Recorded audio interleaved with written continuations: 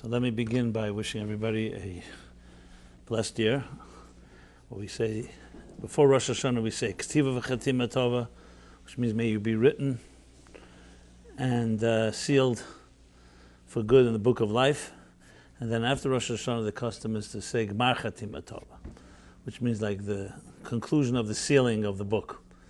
Because Rosh Hashanah and Yom Kippur are like two bookends of the beginning of the year that are considered to be two halves of one whole in a sense. As a matter of fact, Yom Kippur sometimes is called Rosh Hashanah.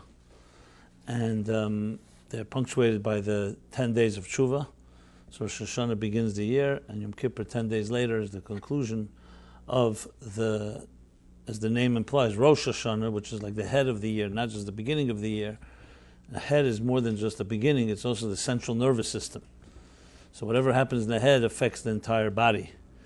So just as in space, in the human body, the head to the rest of the organs and parts of the body, the same as in time.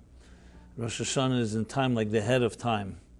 And how we behave and how we, the resolutions we take on this day in Rosh Hashanah, and during these days all the way through Yom Kippur, determine essentially the destiny of the rest of the year.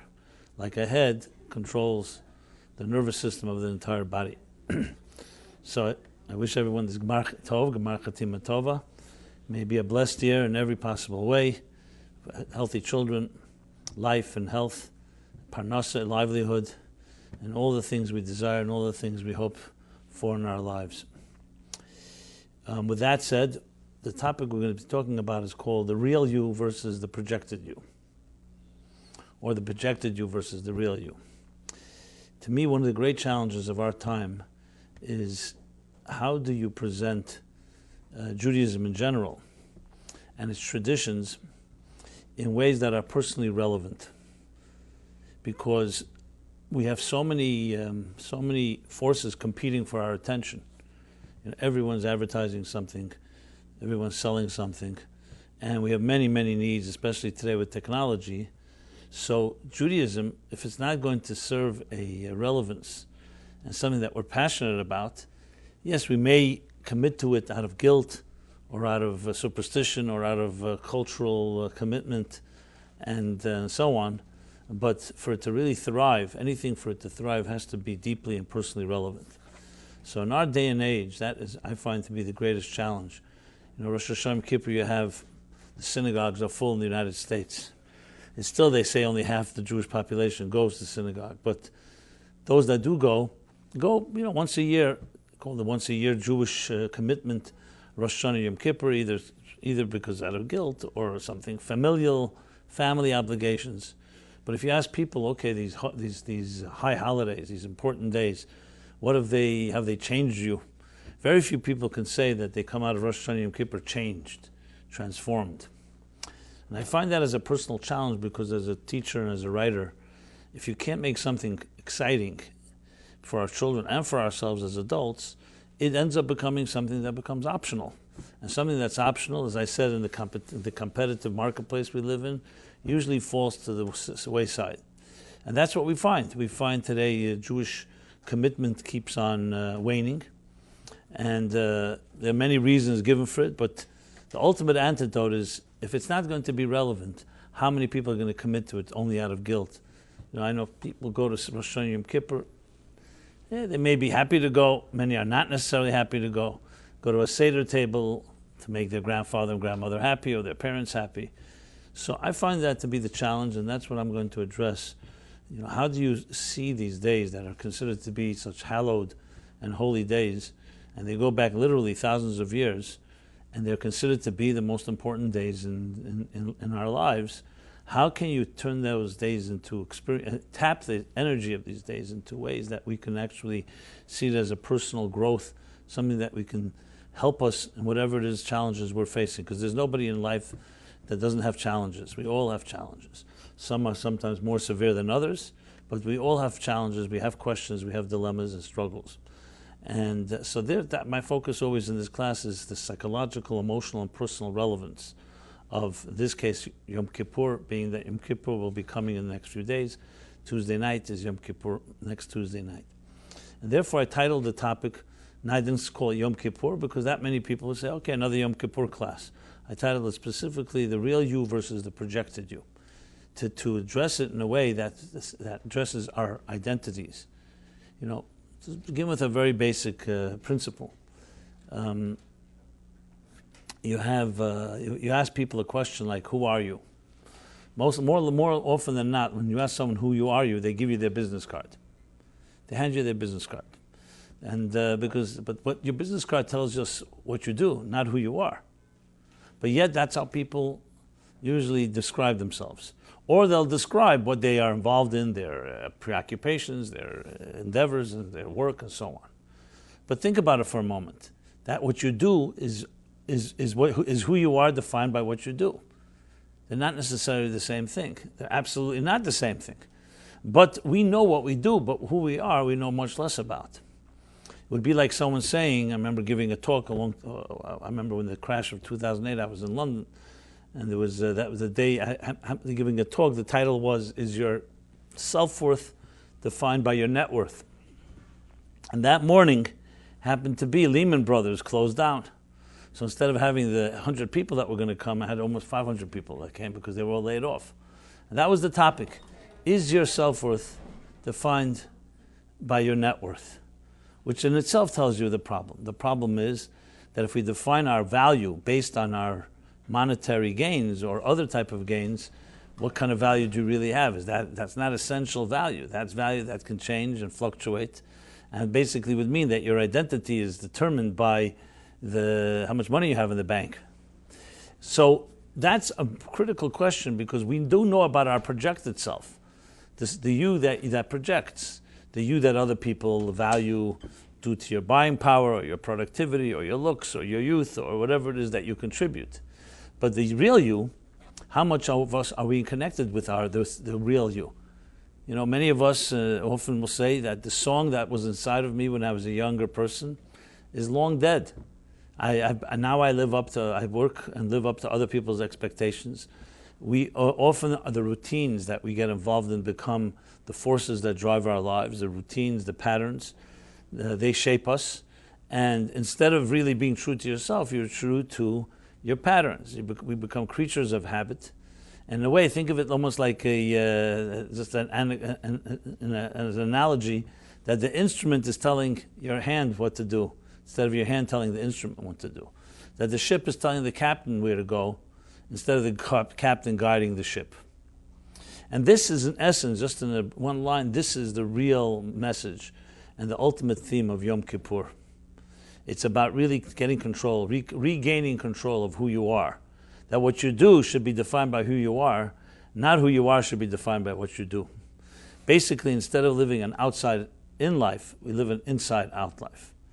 But it's easier said than done because the fact is if you count and enumerate the things that you do, whatever your job is, whatever your career is, even if you love your job, that becomes, most of us, our identities. And it's very far from necessarily our identity. It may be a part of our identity, but our identity begins long before you ever had a job. Identity begins from the moment we were born. You can say even from the moment we were conceived. So Yom Kippur particularly, Rosh Hashanah in general, but the whole period from Rosh Hashanah to Yom Kippur, especially Yom Kippur, is a journey back to that pure quintessential self, where you were before you became shaped and defined by other forces. So that's a headline of what we're going to talk about. But to step back for a moment, let's talk a moment about this holiest day of the year. Now, Yom Kippur is a day, everybody talks about Sandy Koufax not pitching on that day in the World Series, about Hank Greenberg getting a standing ovation when he came to synagogue in Yom Kippur because he wouldn't play on that day. Now, these were secular Jews. These were not people who identify with Judaism. But nevertheless, there's something in the consciousness of Jews that knows Yom Kippur, something about Yom Kippur, even till this day, with all the assimilation. Something about Yom Kippur. It's sad there are Jews that don't even know what Yom Kippur is. I've met many, so I'm not going to say that everybody does, but even the most secular that are not affiliated have something Yom Kippur, they think about it. I met an individual who works in advertising. He did nothing about Judaism. The only thing he did was he fasted at Yom Kippur because that's what he grew up with his grandparents. So why is it this is the holiest day of the year? So I've talked about this theme a number of times, and I talked about it particularly and in the context of being that is the birthday of hope. I don't know if you remember around, 20 years ago, maybe more, there was a best-selling book by Thomas Cale called The Gifts of the Jews. And he listed, he wrote also how the Irish saved civilization. So he wrote about different cultures and races, how they contributed to history. But the Jews, the gifts of the Jews, he demonstrated how the Jewish people brought 30 key concepts and words to the human consciousness. And they include words like hope, words like civilization, ethics, charity, virtue, destiny, providence. And there are a number of books like this, very interesting books. If you're interested in the topic, I would definitely recommend a book by Michael Novak called On Two Wings. And the subtitle is how Torah metaphysics shaped the United States of America, proving in the documentation and the correspondence of the Founding Fathers how they used biblical concepts to shape the ideas and the foundations of this country, beginning with the human rights. The reason I point that out is because Yom Kippur, strip it from the Hebrew and strip it even from the Jewish context, it gives us the single most important thing in a person's life, and you know what that is? Hope. Hope. Because hope gives us the power to deal with any adversarial situation. If someone were to ask you, if you ask God one request, what would it be? So a less mature person would probably say, give me a life without worries, a life without problems. But all of us know that's not a realistic thing. The greater request should be that whatever challenge or problem that comes my way, give me the strength to deal with it. That's a far wiser gift. Like King Solomon, when he was asked one thing, so he asked for wisdom. He didn't ask make my life easy. Give me the wisdom to deal with whatever challenge comes my way. So this is the word hope, means that no matter what happens, you have a disappointment, a dream shattered, a promise broken, a love lost, a betrayal, abandonment, a form of abuse, that you have the resilience and the ability to bounce back and become stronger than you were before. Without that, the Jewish people would not exist today. After the Holocaust, how could a nation rebuild after losing a third of its best? And the rest of the nation was so amputated. All that we've persecuted, all that we've suffered through is because we also had a promise that we will prevail. And it's interesting, on a personal level, things we deal with like depression, loneliness, anxiety, and other things are far more bearable when you know you're not alone and you know there's some light at the end of the tunnel. And the joke goes, the light at the end of the tunnel is not an oncoming train. The light at the end of the tunnel means there's some silver lining, there's some way out of here. The worst possible thing is hopelessness. So it's not just the difficulties we go through, it's the hopelessness that comes with it, the isolation. Two people may be in a hospital, God forbid. One person has guests, friends, family, gifts, people pushing you and encouraging you, fighting for you. It gives you willpower. You see another person tragically has no one visiting them. They lose their hope. They lose their strength, their will to fight. Where was hope born? Yom Kippur. Yom Kippur is when hope was the birthday of hope. And I've discussed this at length, so I'll just be brief. What's the story? The story is that the Jewish people had just left Egypt. And then 49 days later, 50 days later, they received the mandate. God gave them the Torah. In the Torah, the second commandment is do not build false gods. Moses is up on the mountain receiving the Torah. 39 days after they hear, do not have idols, they build a golden calf. I'm going to get into how they did such a thing, but it was a total betrayal of God in the most outrageous and most overt way. Moses comes back from the mountain and he sees that they build this calf. God already had warned him that that's what's happening. He had already foretold. And Moses, not out of anger and not out of lost control, he breaks the tablets that God gave him. And he marches back up on the mountain and spends another 40 days and nights begging God to forgive the people. Not because they did no wrong, not because they made a mistake, but because Moses was saying, humans are humans. To err is is human. To forgive is divine. You have to give me the hope that I can tell them. I will demand accountability from them, but I also want to be able to tell them that they make an effort, they can rebuild even after what they did. And for 40 days and nights, God refuses to forgive. So Moses goes up another 40 days. And this time he prevails, and when does he return? On Yom Kippur. Yom Kippur is the holiest day of the year, because this is the day when Moses, as we will say right after Kol Nidre, the prayer that opens Yom Kippur, will say 3 times the words that God said to Moses. Salachti kidvarecha, which means I have forgive them as you've spoken. So Moses, 40 days it took him to get the law, 80 days to gain forgiveness. But he prevailed. He didn't take no for an answer. And just to think of it's just how awesome it is that a man stood up to God and would not take no for an answer. And he said, I know you love the people, and I know they love you. I know there's been a betrayal and infidelity, but there's always hope. I need you to open up a back door called tshuva, a door where they are accountable. We're not talking about just overlooking what they did. If they show accountability, the line, as they say, trust is not built on perfection, it's built on accountability. No human being is perfect. But accountable, if they're accountable, I want you, God, Moses was saying, to forgive. Because if not, where will the human race go? That means every time we do something wrong, we become damaged goods, and it's too late for us. And he gained that gift from God, the gift of hope. Imagine life without hope. Imagine every time we made a mistake, it's all over. How horrible that would be. So Yom Kippur is that sacred day, because it's a day where God says, Salachti kidvarecha, I forgive.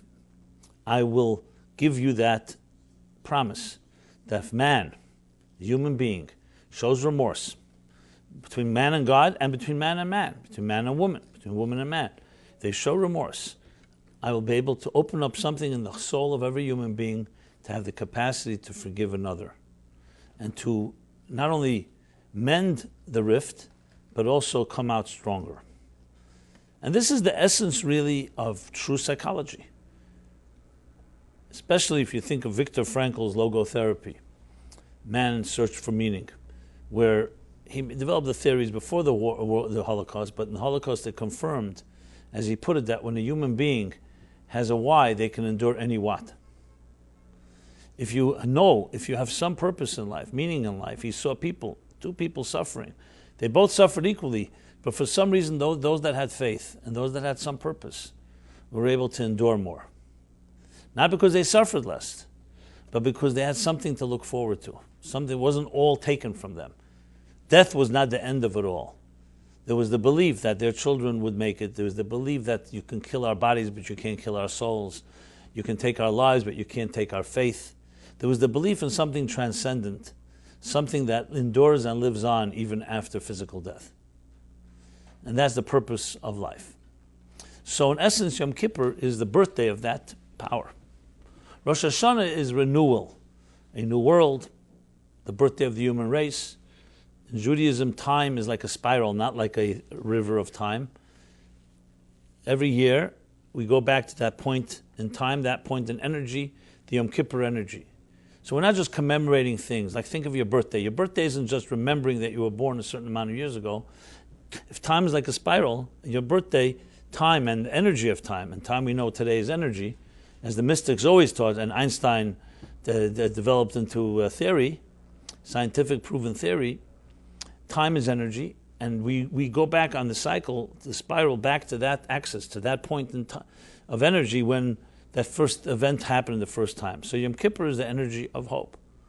And that's why it's so sacred. And that's why it's the holiest day. So this, as I said, I've discussed. But I want to talk about another angle to this, which goes back to, on a more personal level, the projected us, you, versus the real you. So, in essence, as I began earlier speaking about, when you think of yourself, who are you? Let's go through the process of elimination. You're standing in the morning and grooming yourself in a mirror. You look at yourself. Is this you? The answer would be, yes, that's your physical image. So you want to look good, so you make sure your face looks nice, your clothing is nice, your body language is pleasant. That's the external you. But we all understand that you are much more than just your image. Even though people worship images, and we worship superficial externals, but nevertheless, none of us would consider it a compliment if someone said, all I value is your looks, all I value is your body, all I value is what you look like, what you project. There's a whole inner life that we have, and when you have a true friend, you're not just friends because you like each other's physical looks, you're friends because you like each other's personalities. And you connect, you bond with someone. When you say love, you're not just loving an image, you love the person within the image. Now obviously bodies are the outer shell, but the inner self, which you can call the soul, is the more realer you. But how deep can you go? Let's talk about personality. There's the conscious personality. There's your way your mind works. There's the way your emotions function. But is that all of us? We also know that there are we call unconscious or superconscious forces at work. And when you really love someone deeply and intimately, you're always exploring to dig deeper in connecting. Two people connect, continue to grow through their connection by learning more about each other and never having enough, because a human being is a deep subterranean tunnel that as much as you dig, there's always more. There's always more, and there's a mystique that we maybe never master. So the question really is, who's the real you? Now it's easier, frankly, to talk about not when we talk about ourselves because we're subjective. Let's talk about it from a scientific point of view. What is reality of the physical phenomenon? Now, once upon a time, reality was defined through sensory tools. What you saw, what you heard, what you tasted, what you touched, and what you smelled.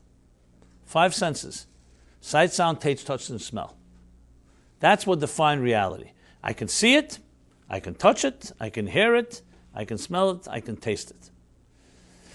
Nobody today will say that is reality. That is outer reality. A scientific view of things always looks beneath the surface and says there are forces at work that define everything in this world. So let's take a simple object. If you look at a piece of, let's say, a drop of water. So we all know water isn't just water. Water is made up of element called water. It's made up of 2 elements, actually, hydrogen and oxygen, H2O. Now let's go deeper. Is that all there is? No. Hydrogen and oxygen, in turn, are made up of molecules. And molecules, in turn, are made up of atoms. And atoms are made up of subatomic particles. And today we even know about subatomic, all down to forces that no one has ever seen, but we, through extrapolation and through experimentation, we've come to discover forces that are beneath the surface that shape reality. In the human being, we hear things called cellular structure. We talk about DNA, genes, the genome. These things are invisible or minuscule, but they define all of who we are. So we live in a world today where the invisible defines the visible, not the visible defines the invisible. And just take, next time you take your mobile phone or any type of technology, you're using an instrument that is tapping into those forces and those energies. Okay, now let's go back to the human psychology, the human being. So what about us? What's our H2O? What's, so to speak, our elements? And what are the molecules behind those elements? And what are the atoms behind those molecules? And what are the subatomic particles behind those atoms? So interestingly, the Kabbalistic and mystical teachings, and especially the Hasidic teachings, actually map it out. Just like science maps it out in the physical sense of the word, the Kabbalistic and Hasidic masters map it out in the psycho-spiritual structure of a human being. And they say that the soul and body is just one step. So body would be what we experience with the sensory tools. Just like water, you touch water, it's wet, you can see it. But water is much more than water. You can't touch hydrogen and oxygen quite. And you definitely can't touch the molecules and the subatomic structure, even though they are the forces that make this water be water. So what is those subatomic forces within us? So they base it on a fascinating medrash. Medrash is one of the oral traditional interpretations of the Torah. that says the following: Chamisha Shemas Nikrala. This soul is called has 5 names, which really means 5 dimensions. What are they? Nefesh, Ruach, Neshama, Chaya, Yechida. Which means 5 different levels of soul. They say, I don't know if this is urban legend or not, that the Eskimos have 70 names for snow. Why? Because when you live in the snow regions, every type of snow has its own particular personality. When you live in places where it doesn't snow that often, it's one snow and that's it. I mean, obviously there's thinner, there's thicker snow, there's lighter snow, but they have 70 names for snow, maybe more even. Well, we Jews have many names for God, and we have 5 names for the soul, which really means 5 dimensions. And they work exactly, as I said before, with the physical, the element, the elementary table, the molecular, the atomic, and the subatomic. So how many are there? 5 too, right? Physical, you have the outer dimension, you have the elementary, you have the molecular, you have atomic, and the subatomic, which includes, of course, many more levels than subatomic, sub, and so on. So what are these 5? The first, let's go from the bottom up, nefesh. Nefesh means life, force, but nefesh refers to biological life. You know, the heart is beating, the mind is working. There's a medical definition for life and a medical definition for the end of life. When certain the vital organs are functioning, it's called life. That's biological life. That's the minimum level, the minimalistic level of life. But listen, a person can have a nefesh and biological life and still will say, I feel like I'm a zombie. They can also, God forbid, be in a hospital and like a vegetable, still alive, breathing, but not able to move. God forbid, a stroke, a paralysis. So biological life is a good definition for technical life. But then comes ruach, the next level. Ruach is emotional life.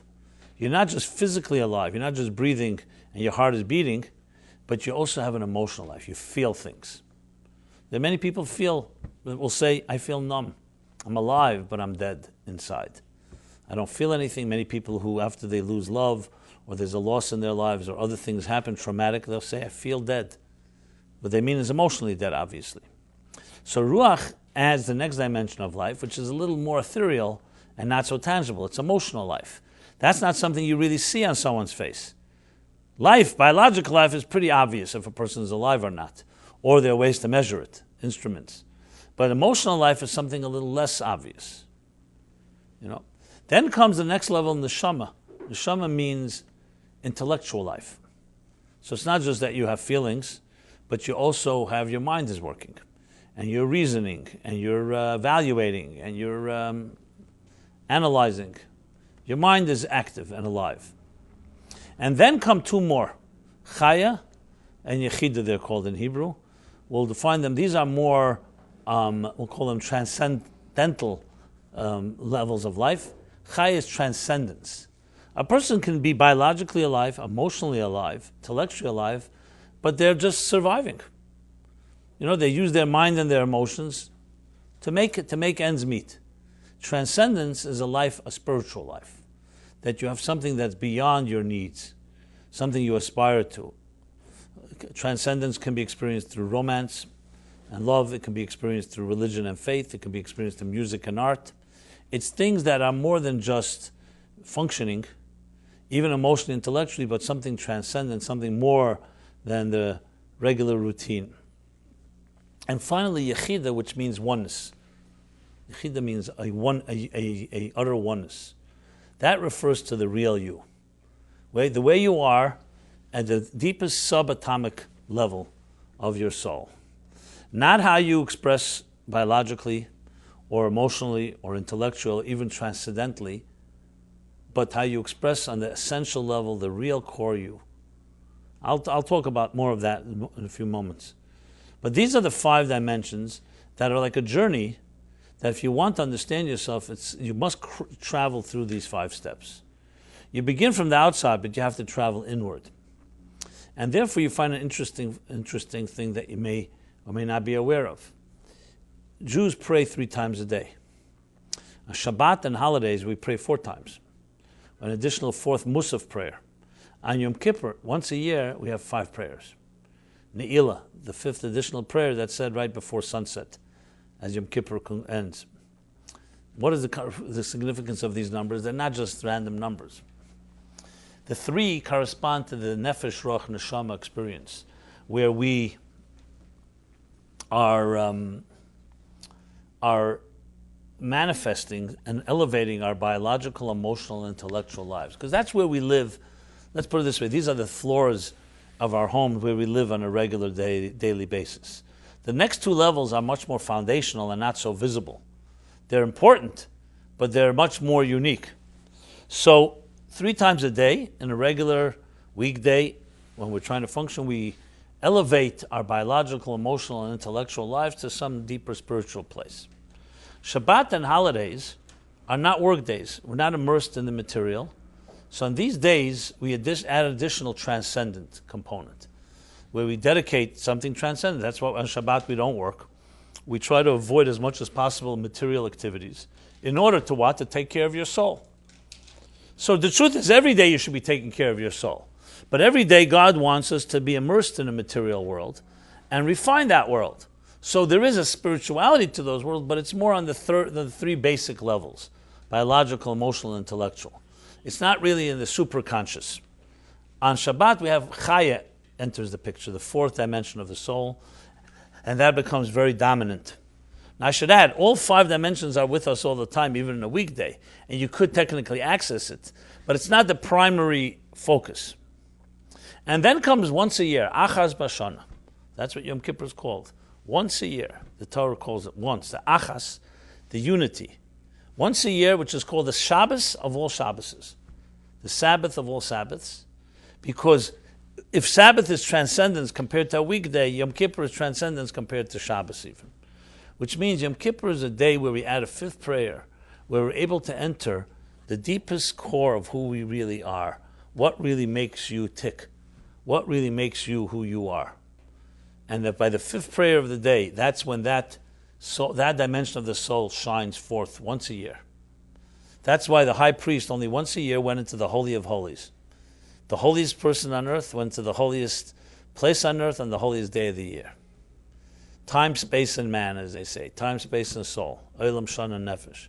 So we too have the Holy of Holies within our deepest part of our intimate souls. And in Yom Kippur, that we have the power to access that like no other day of the year. Now let's define what that means exactly. But to do so takes a little explanation, because the interesting paradox is that the deeper you go into the innermost recesses of one's inner self, the less words we have to express it. Which is an interesting thing. I mentioned it many times in this class, that if it comes to talk about, let's say, superficial things like the weather, sports, we can talk about it all day. Just open up a radio and you'll know how much talk radio there is. All day. About things that have no real significance. Someone asks you to talk about yourself, you're going to find far few words. Why is that? It would seem, talking about yourself, you know more about yourself than you do about the weather.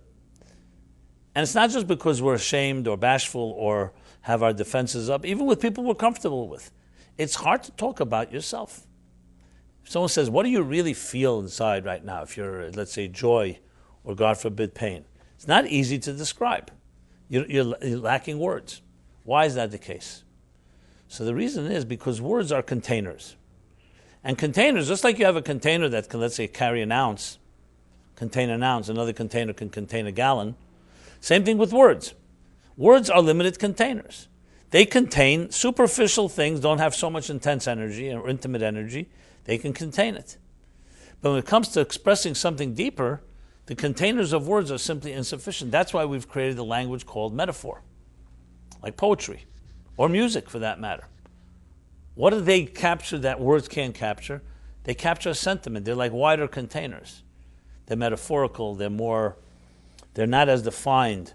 And because they're not as defined, they can express a deeper feeling that you can express through a song or through a poem or through a more metaphorical expression than you can through conventional words. But then there's intense energy within us that even a poem, even poetry and music cannot capture. Sometimes only one word, like saying oy vey, or ouch, or certain one words, the monosyllables that can capture more than volumes. Why? Because the intensity of the energy is so intense, words are simply not enough. And then there's a place, the Zohar says, that is so intense, no sound can even express it. Not even a sound. That's why, God forbid, you see when people who have experienced some type of trauma, right after a serious trauma, they can't even cry. They can't even utter a sound. You're so shocked, God forbid, that nothing comes out, which is part of the catharsis, and which is why it's very important to have that stage, but then comes the next stage where you express anger, or you express outrage, or express tears, sadness, grief. So the deeper you go, here's the irony, the deeper you go inside, the more real it is, the less containers there are. The more containers, the less real it is. That's how it is. That's why it's very hard to talk about that inner part of our soul. It's easier to talk about biological life, nefesh, because it's describable. It means your heart is beating, you're breathing, you're walking, you're talking, you're doing what a normal biological human being who's alive doing. Comes to emotions, you also can somewhat express, we can express I love you, I'm attracted to you, I'm drawn to something, I'm repulsed by other things, I'm repelled by other things. Comes intellectual, of course, intellectual is based on, books and books have been written, we can communicate, we teach, we communicate intellectual ideas. But then when it comes to transcendence, and someone says, tell me, what happens when you hear a song? Can you express to me what you feel? You're going to find far harder to express that than to express an idea or even a feeling. Because now you're already getting to something, you'll say, that song touches me in a place, it transports me to another time and place when I was a child. It brings me back to my beautiful youth. It brings me back to the time when I fell in love. It expresses things that are far harder to really put into words. And then there's a place, and that's the Yom Kippur. That's the Shabbat Yom Tov, and holiday experience, the fourth soul, part of the soul that I mentioned. Then comes Yom Kippur. Yom Kippur is a place there are really no words. But it's there when you're touched. It's the magical moment of something that doesn't have words, but it's as real as it gets. It's a total resonance. And in Yom Kippur itself, we pray 5 prayers. If you have my book, 60 Days, I go through the journey because we climb the ladder. You don't just jump to this 5th level immediately. It's the end of Yom Kippur. As the sun is setting, we say this simple prayer called Ne'ilah. The gates are open. All the doors are open. And it says right at the end of Ne'ilah, right before, when we say the once Shema and the 3 times Baruch Shem and then the Shem Elokim, which is like the most sacred moment, that moment, all the doors are open. A person could achieve anything. That hope that I discussed earlier that Moses gave us, that he elicited from God, hope, was particularly that end of Yom Kippur, right at the end of Yom Kippur. That anything is doable, but you have to free yourself of all the trappings, which is why we start Yom Kippur with Kol Nidre, which is really freeing ourselves of all our bonds and our vows and the things that inhibit and limit and constrain us. So Yom Kippur essentially is a day where you can go back to that pure moment as when you were born, freshly fallen snow, before you became jaded, before you lost your innocence, before things happened to us, before we became disappointed and resigned. There's a point, you look at newborn children and you see this, young children. There's an exuberance, an excitement. Everything is possible. They don't see any limitations. It's only we adults that project on them that not everything can be done, and we start projecting our own disappointments and our own failures and shortcomings. But there's that type of youthful exuberance, that type of youthful belief and dream, idealism, that one should really never lose. But a lot of adults will say idealism is, I can't afford it. It's good for young people who have no plans or have no future, or who are not yet grounded and seasoned and understand the realities of life. I beg to differ. I would say if you're a veteran of life and you've seen a lot of the difficulties, why should you lose the sparkle in your eye just because you went through difficult things? And you do see people who've gone through very difficult parts of their lives, but they still have that sparkle. They still have that yechida, that essential oneness. Now, because we need to have some discussion, some description of this inner self, so I'll give description, but I wanted to begin by qualifying that it's not easy to describe. because as I said, it defies words. But you know it when you feel it. When you sense a moment of truth, they say a moment of truth, what are you really sensing? There's something deep inside of you that senses something real is going on here. When you stand in awe of some natural sight or something, the birth of a child, you cannot deny there's something there that everybody sees as miraculous. It may not last in our feelings because we go on with our lives, but that moment, something happened. So that is the purest moments within us. And Yom Kippur is meant to elicit and recapture that magic that every one of us can all the time experience. So to just give it some type of language and words, let's do it through the process of elimination. If you were to shut your eyes and your ears and your taste, touch, and smell, you were to shut down your senses, what would be left? So initially the thought may seem terrifying. You think you'll just disappear. But you won't, because we're not defined by our senses. We need eyes to see each other. We need ears to hear each other. We need taste, touch, and smell to experience each other, but you don't need it to experience yourself. The thing, however, we're so hyper-stimulated by our senses. You just walk down the street like this, anywhere. You're inundated, and you have your cell phone, and you have the texting, and the advertising, and the subliminal messages. They say the average Westerner of the Western world, by the time you're age 20, you've seen at least 1 million advertisements. 1 million advertisements. Now, you could say it didn't affect you. Well, advertisers spend a lot of money to affect you, so I guess they know a little better than we do. It does affect us. I can't say 1 million ads, you went and purchased 1 million items, but it affects us because these are beamed, streamed images entering our consciousness all the time, telling us, here's what you want to look beautiful, look like, dress this. You want to travel here, smoke this, do this, drive that, etc., etc. So we have these and these messages are shaping what we believe about ourselves. So if someone were to ask you, who are you? You know something? You may have to say, 1 second, who am I? I have to first strip away social peer pressure influences. I have to strip away parental influences. What do my parents tell me who I am? I have to strip away my own self-image, which may or may not be accurate. We have a lot to contend with. It's not so simple. You can't just step back and say, because we are a product of a lot that's happened. I mean, let's not forget that for the first 15, 20 years of our lives, were the impressionable years where we're completely shaped by adults around us, starting from our family and parents and siblings and schools and teachers, for good or for bad, even if we have wonderful parents. It shapes us. We are impressionable. There's an analogy that's given to it, a beautiful analogy, that a young child is like a warm ball of wax. Warm ball of wax. Every impression you make in a warm ball of wax remains there as it hardens into an adult. So we assume, and we have all these indelible scars, wounds even, impressions that have shaped us, for good or for bad. Again, I'm not saying they're all bad. Many of them are beautiful. You learn good habits, you learn pleasantries, you learn attitudes from our parents that are beautiful. So it's a great blessing. But to say that we are a clean slate is absolutely incorrect.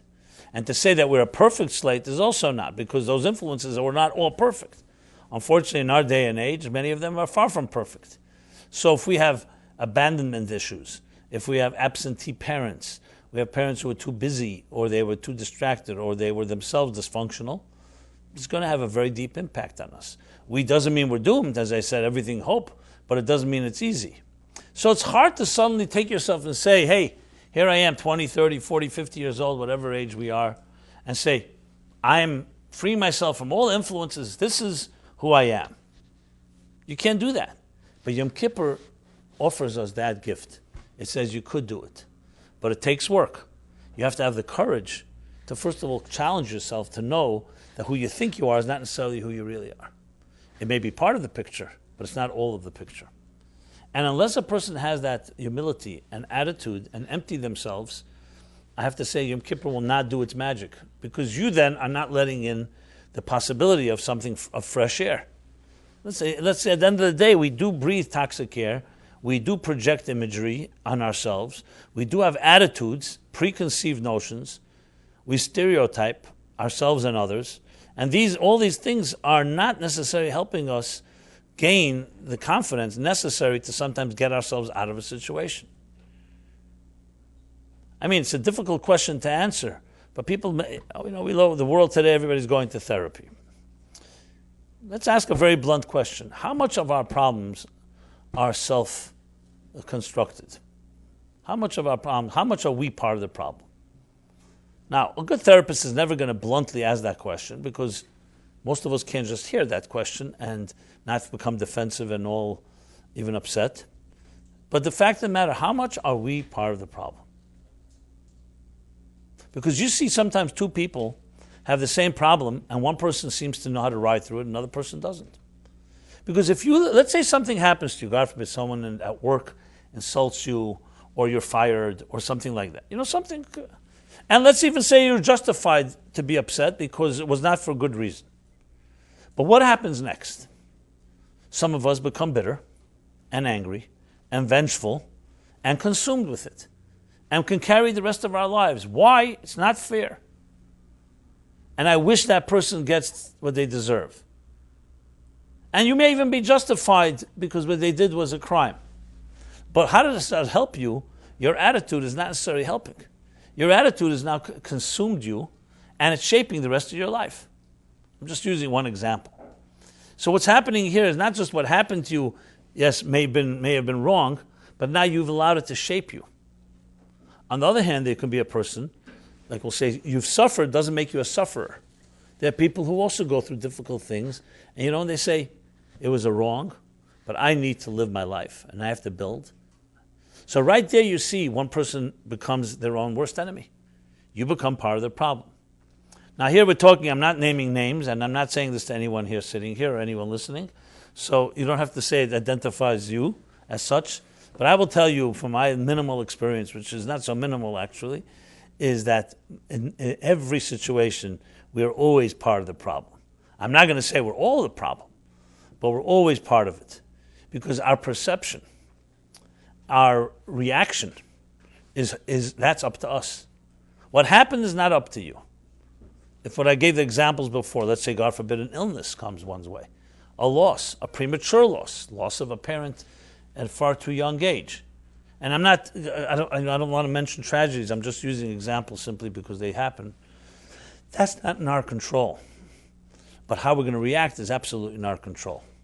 And how much does it feed into our own insecurities? Like you say, I really deserve that. I always know that at the end of the day, I'm always going to fail. So it's like confirms that self-defeating prophecy. These are all factors where we become a player in the game. Now, the reason I'm saying it is not because I'm trying to point fingers. I'm saying because we need to know this. Because half the cure of illness is awareness. If you convince yourself the problem is always someone else or something else, and in fact you are part of it, you're doing yourself a disservice. So the beauty of Yom Kippur is we say, the day itself has power to heal. It's a healing day. It's a day because Moses was able to open the door all the way to the engine room of the engineer, the cosmic engineer himself, God. Because essentially God was saying to Moses, the people built a golden calf. I didn't tell them to build a golden calf. They did it deliberately. They heard from me, do not build a golden calf. This was a very deliberate, premeditated crime. And it was the ultimate betrayal. They chose a false god. So Moses said, yes, but you can forgive because you created the laws. But God responded, but the laws are part of the natural system. If you put your hand in fire and the fire burns your hand, it's not a punishment. It's the natural cause and effect, action, reaction. You do this, things happen. The people did something and they cut themselves off and they essentially brought it upon themselves. And what was Moses' response, you think? Of course Moses understood that you put your hand in fire, your hand gets burned. What's he asking God to do? The hand shouldn't get burned. God should suspend the laws of nature every time we're going to be foolish? Moses was saying, yes, you created those rules, the hand gets burned, but I want you to give me some way to go back and be able to repair the hand.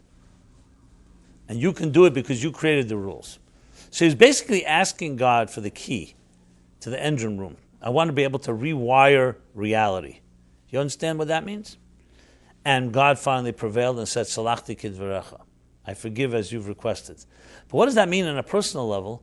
It means that the fact that you acknowledge that I'm part of the problem is actually the beginning of healing. Because then you could say, okay, I'm part of the problem. I don't know how to get out of this because I'm subjective. But I want Yom Kippur to help me get to a place where I acknowledge my role in this, but I want to get back to a place that allows me to return the clock back, in a sense, go back to that engine room and rewire things.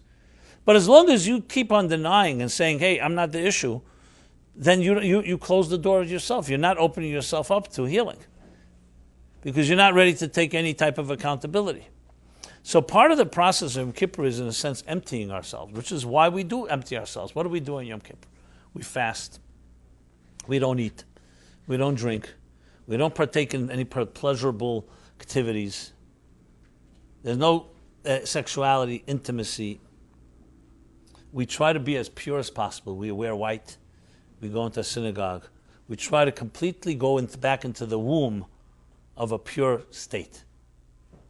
Because we want to acknowledge that for me to be able to access something fresh and new that can help me really start new, you have to be ready to do that. You can't just say, you know what, I'm going to do everything the same way and then God will take care of the rest. It doesn't work that way. It's meeting halfway.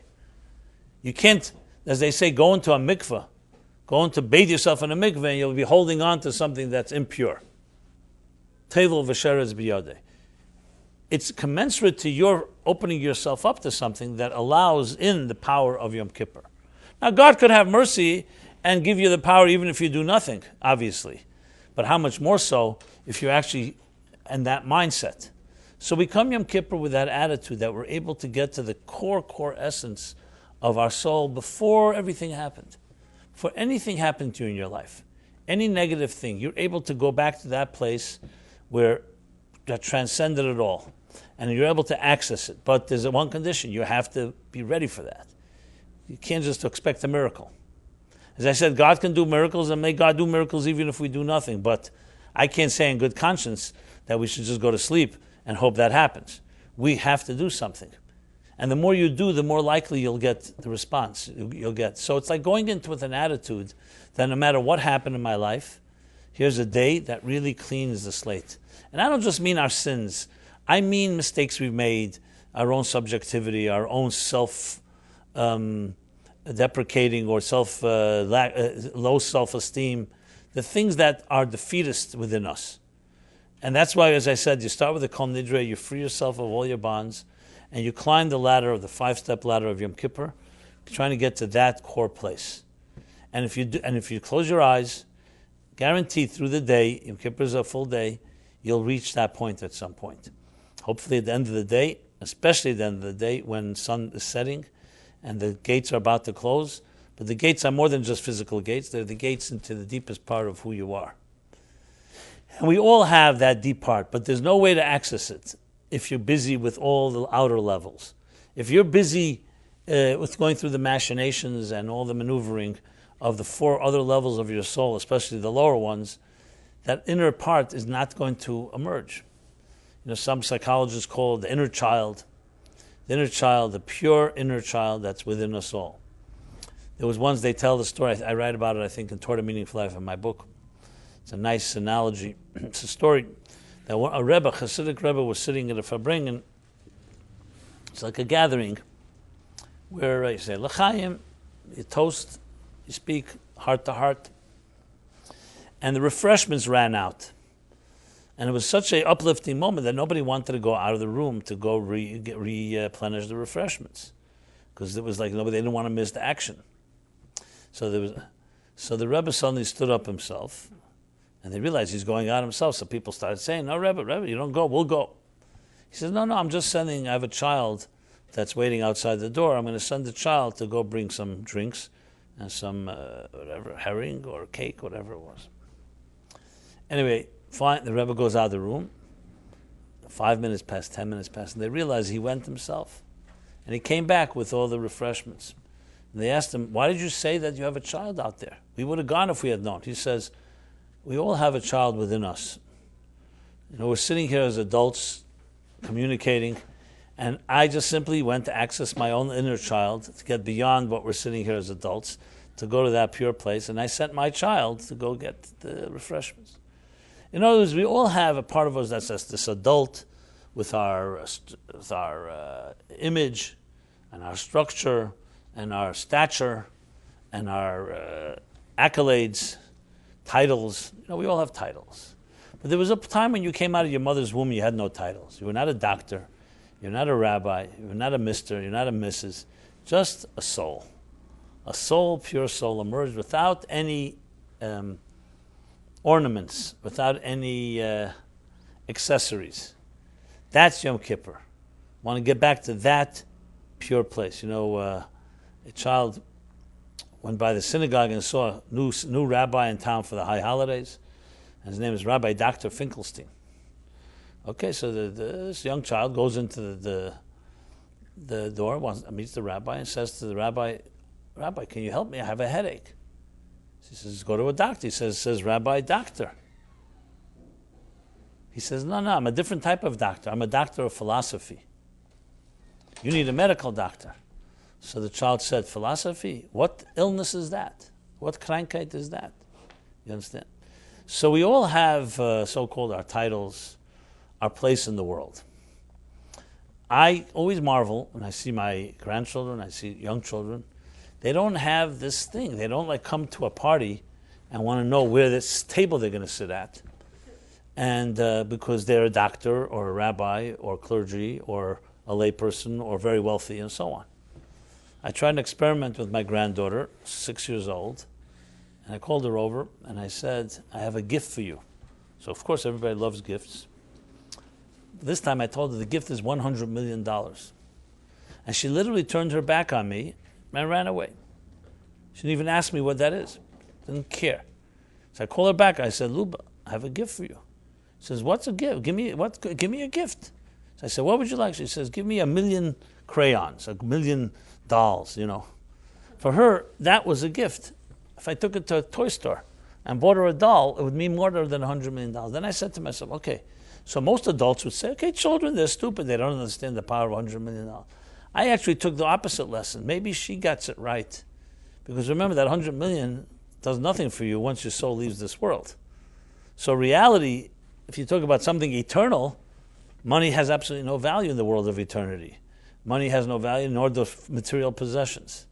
So children have some type of truth, even though they have not developed it. And it's just instinctively and natural. But their truth is that they live on the yechida level of the soul.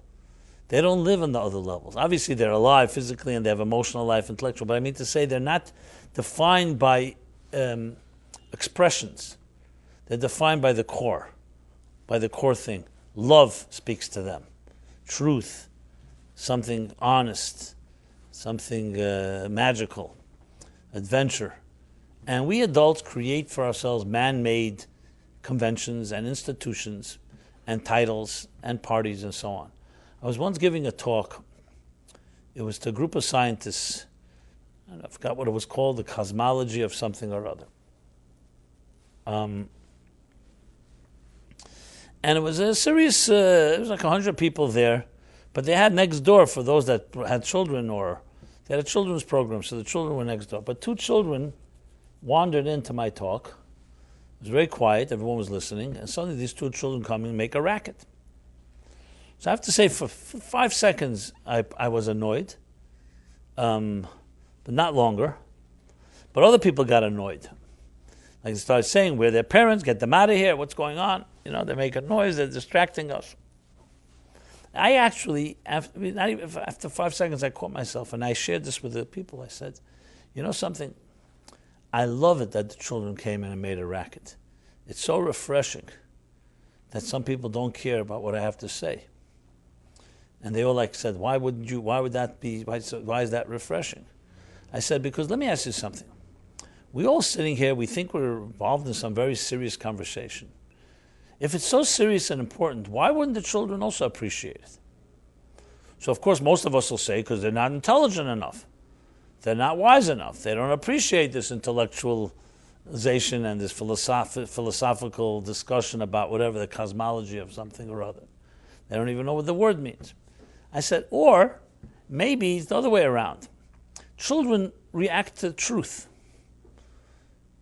This whole idea of someone standing by a lectern with a microphone and giving a speech maybe is not natural.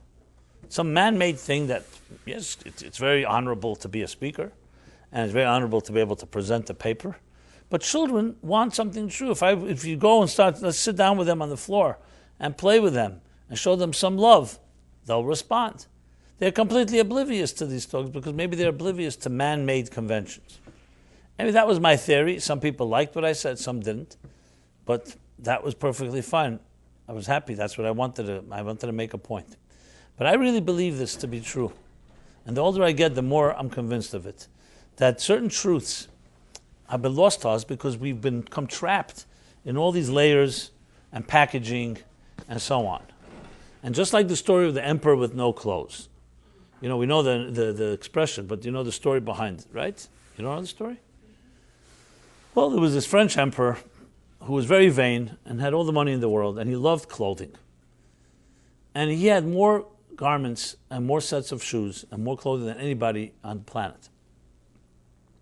He had all the money in the world, so he could buy whatever he wanted, and every day he wore another garment. One day, a very wise tailor saw an opportunity. So he gets an appointment. He says to the appointment with the emperor, he says, I will weave for you, craft for you a suit, a set of garments that surpass all the garments you have. And the emperor says, what could you make that's more beautiful than I have? He says, it's the only garment that only smart people can see it. Every garment people can see, but this garment, only smart people can see it. The emperor thought he was a smart guy. Really, he says, how much will it cost? He says, this material that I have to get that only wise people can see is very expensive. Okay, for the emperor, money was not a factor. He started made him a budget, whatever, millions of francs, or millions and millions and millions. And it'll take me around a year to get you a whole set of garments for your weekdays, for your parties, and for everything. Okay. The king, of course, was extremely curious. So through the year, as he was kept on sending money to him, he sent some of his aides to go see progress. And everybody knew that only smart people could see these garments. They come, they see this guy. He rented a beautiful, beautiful, place. There's a bunch of staff, and everybody's weaving and knitting and sewing and this and that. But they see no clothing. They see no material. They just see people taking things and measuring and this, and it's all invisible. So they realize they can't tell this to the king because it'll become obvious that they're not smart because they can't see it. So they come back to the king and they say, wow, we never saw such beautiful garments in our life. Most beautiful garments. And every few months the king sent more aides and everybody came back with the same report. Finally, and the climactic moment comes and the tailor comes with his team and they bring in these garments and they're very gentle and they're carrying them like this, and nobody sees a thing. The emperor looks at it and he realizes he doesn't see either. But everybody else is saying it's so beautiful. Wow. So the king, he doesn't want to show that he's a fool. He says, yeah, it's the most beautiful. He says, what do you guys think? Yeah, it's the most beautiful. What are the colors? This one says it's green. This one says it's red. You can imagine. Okay, I can make a long story here. Anyway, the king is so excited. Everybody's so excited. He makes a big parade. He's going to march with his new set of garments and let the whole city come and see. Okay, the day comes, everybody's lined up, and it's balloons and potpourri, the whole works. The major parade, the king has finally found the best garments possible. And he's marching, and everybody knows only smart people see it, so everybody's applauding. The king is marching in the nude, obviously. He has no clothing on. But everybody says, wow, beautiful. I never saw the king so beautiful, so beautiful. Until a little child runs into the parade and says, Mommy, Daddy, the emperor has no clothes. That's where the root of the... But the story is brilliant because this is how we live our lives. We live in a world where people worship what other people worship, and that what people worship, I once started writing a poem I'm watching people watch people watch people watch people. You can go like that forever. Everybody's watching someone else. I say, this is valuable. Wow, it's unbelievable. And I don't know if it's an exaggeration completely. The things we value, who determines what's valuable exactly? And children have a certain natural, uncanny sense of what's valuable, what's true, what's real, until we tell them to lie. Because I'm sure in the case with the emperor, I'm sure the mommy said to the child, no, you don't see well, whatever. You're blind, you don't see, etc., etc. You start telling the child, you're wrong, which often is the case. So comes Yom Kippur, a day of truth, that cuts through all the veils and cuts through all the accoutrements and all the, as I said before, the packaging. You ever see packaging? I know they all say the cliche of history, the greatest cliche that has absolutely no truth to it. Don't judge a book by its cover. Can you tell me someone that doesn't judge a book by its cover? I have not met the person. Millions, if not billions of dollars go into packaging, into book covers, into design. And it can be complete garbage inside, but the package is nice. Now, sometimes there's good stuff inside too. But the package. Because it's the perception, as Madison Avenue cynics say, it's not what happened, it's what people think happened. So here we are, the Jewish people were given a gift by God, by Moses, and a gift to the entire world, frankly. A day of utter truth. Emperor has no clothes. What do you like without all the clothes? Without the garments and without the imagery and the projections? We all have projected selves. And the more you ask this question, the more you prepare yourself, the more power you'll be able to glean from Yom Kippur. See, Moses did exactly this. What did he do when he went on the mountain? Goes to God and says, I want you to forgive these people. Now Moses, mind you, was up in the mountain when they sinned, when they built the golden calf. So he had absolutely not complicit in any way. And God gave him opportunity to go build another nation and forget them. No, forgive them. God says no. You know what Moses says? Erase my name from your book. Can you imagine? He's talking to God. We're not talking about some history book or some man-made it's a story. He's saying, erase my name from the book of life, the eternal book of life, if you don't forgive them. Because for Moses, all the packaging and all the beautiful stuff means nothing if the core is not intact. And if the core is not intact, everything is worthless. If you don't forgive them, I mean, the core love between you and the people, the fact they made a mistake and you're not giving them the opportunity to correct it, is worthless. I don't need, not your material world, I don't need your olam haba, your spiritual world, I don't need anything. And he put himself completely on the line. This is a person of truth. Only true people would do something like that. Everybody wants to benefit from something. So this is what he did, because there's times of truth. Now, it's rare to find people in the world in which we live that are true, people of truth. Who's not for sale in some way? Question is the price. Who is not ready to sell something out if nobody's looking, or you think the gain is better, is worth it? It's not a common thing, and I'm not trying to make anyone uncomfortable, but the fact is it's not so common. But Yom Kippur still remains a looming day of truth. Pure truth. That's Yechida Shebenefesh. So when you say Yechida, what Yechida is? Take away everything that you think about yourself, everything what everybody else thinks about you, and you're left with Yechida.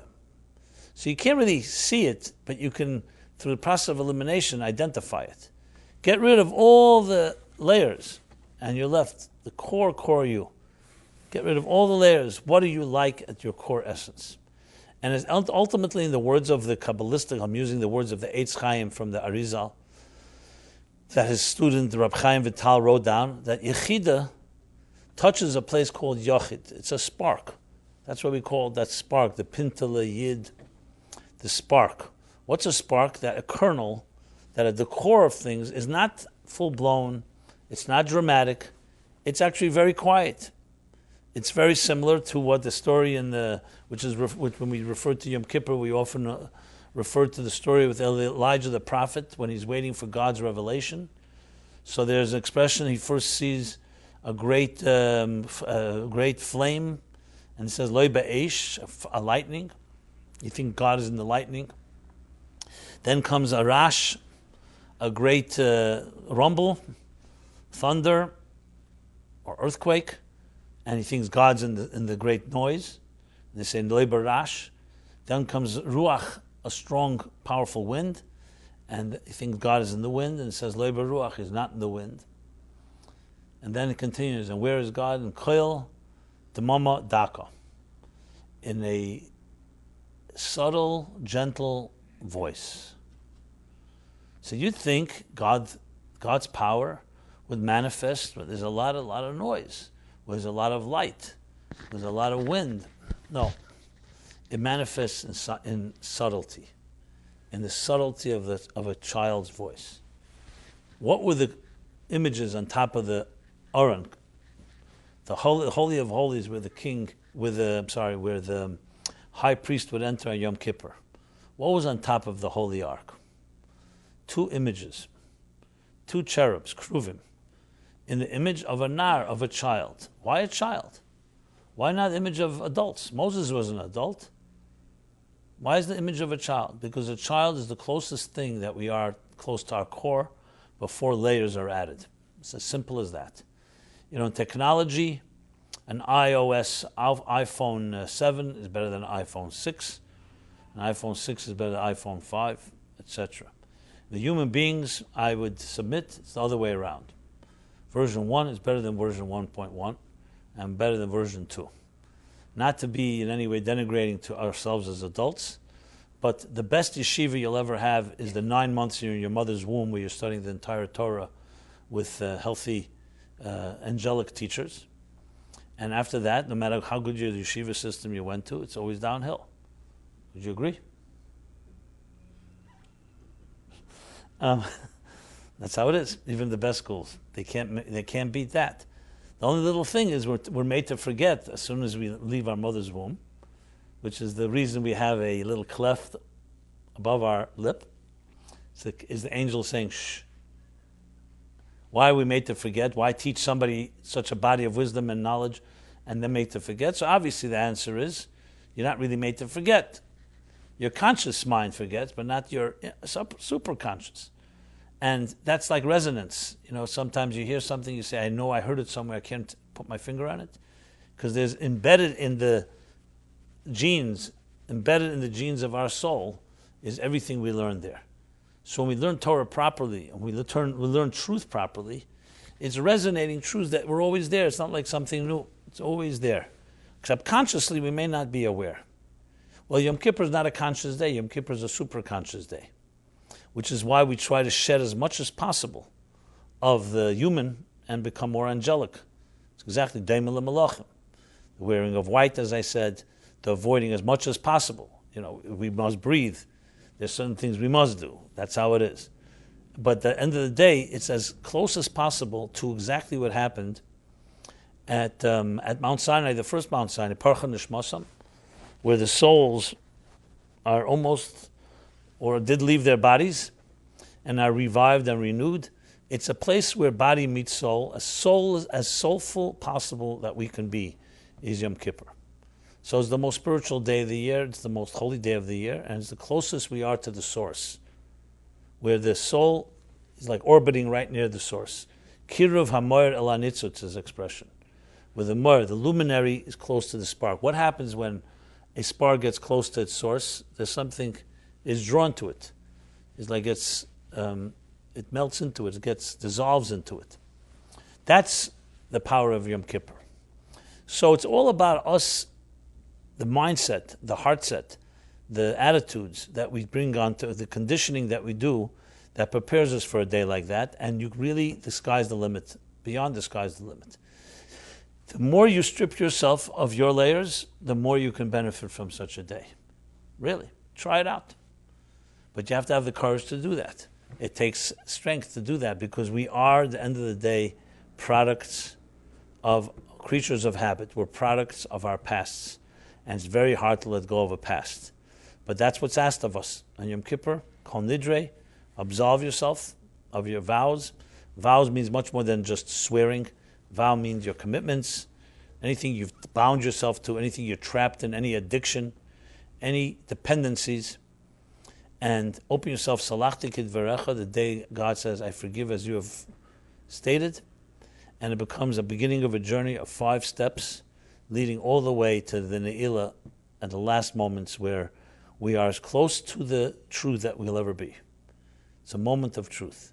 Now, I know, look, we live in a world, there's a lot of deception, a lot of duplicity. But I also know that every person on earth, no matter how duplicitous, has a moment of truth. It may be one moment only. It may be fleeting, but we still have it. We Jews knew that once a year comes Yom Kippur, no matter what happened. There's one day in the year, and especially in that day itself, the end of the day, where one moment of truth, completely pure. You open yourself up to that, and you tell me next week already is going to be Yom Kippur Wednesday, so we're not going to have a class. But when I get back to the class, you tell me what happened. I guarantee you, well, I don't know who am I to guarantee, but I guarantee you in the name of the Torah, that you do that opening up to that moment of truth, you'll have a moment of truth, and one that can last and be sustainable. So yes, there's the real you, there's the projected you. And you have the ability to get beyond the BS of your projected you to the real you. I know it's not the words you use in Yom Kippur, but I just thought I should use the vernacular to just make the point. You can use other words if you like. And I always go back to Michelangelo's line, which I think is a tremendous line. It comes straight from the Yom Kippur book. And you know, Michelangelo, the angel Michal, happens to be our angel. He was not the angel, but he was named that way.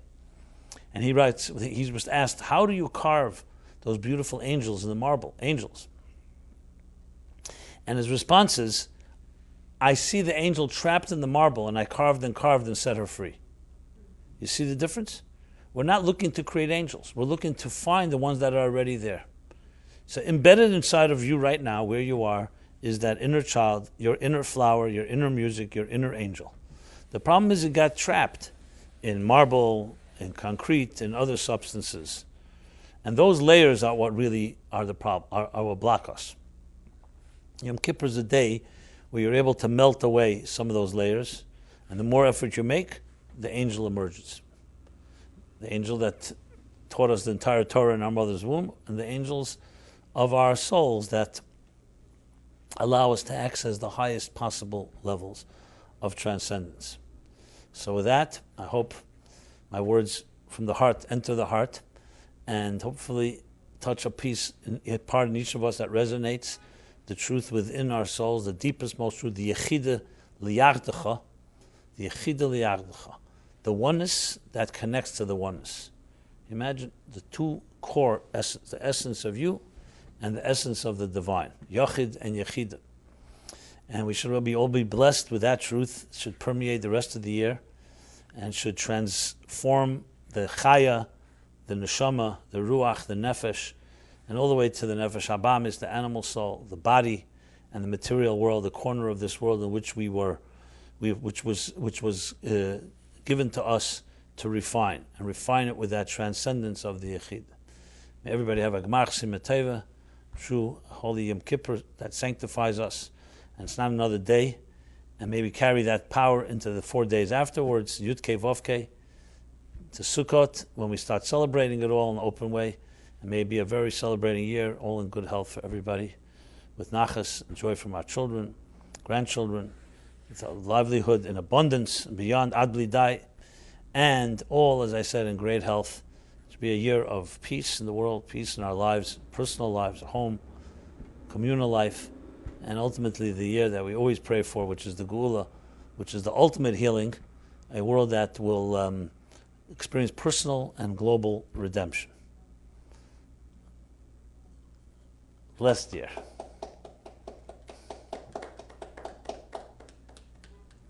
Appreciate that very much. Okay.